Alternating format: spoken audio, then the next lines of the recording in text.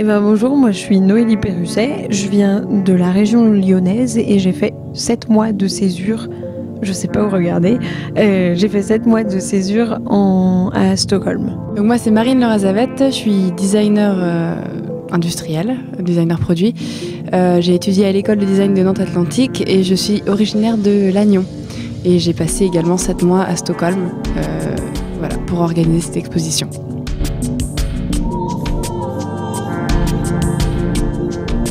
C'était basé sur une césure personnelle et on s'est dit qu'on voulait vraiment ramener quelque chose en fait, de ce voyage et non pas que des photos de touristes.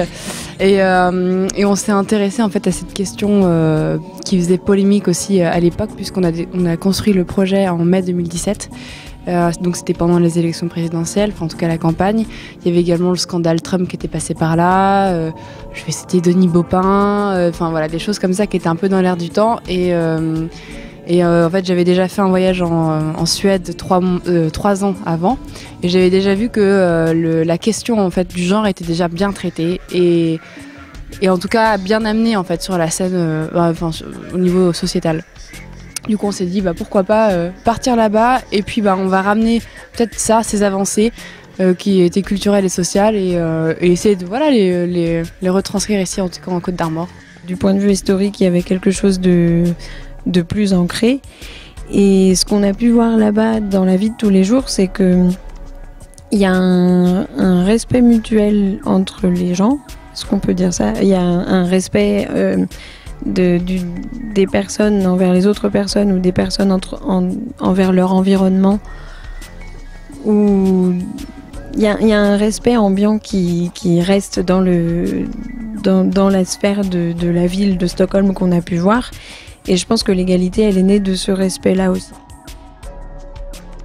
C'était un tabouret justement que j'ai fait quand j'étais allée à Göteborg et c'était un sujet libre à travailler et justement ça m'avait sauté sauté aux yeux, on va dire, que les gens pouvaient se comporter vraiment de manière physique complètement égale.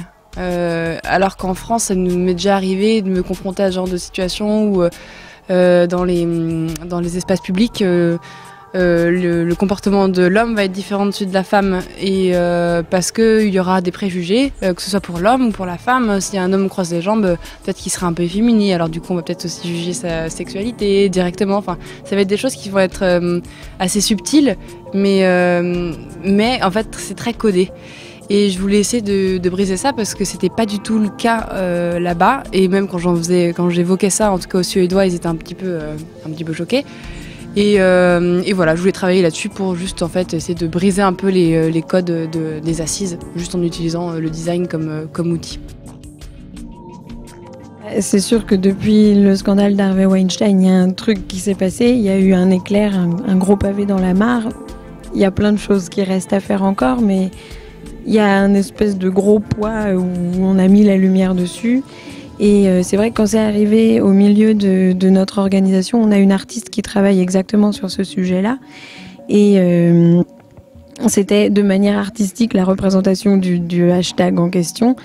Et l'histoire est arrivée en cours de son œuvre.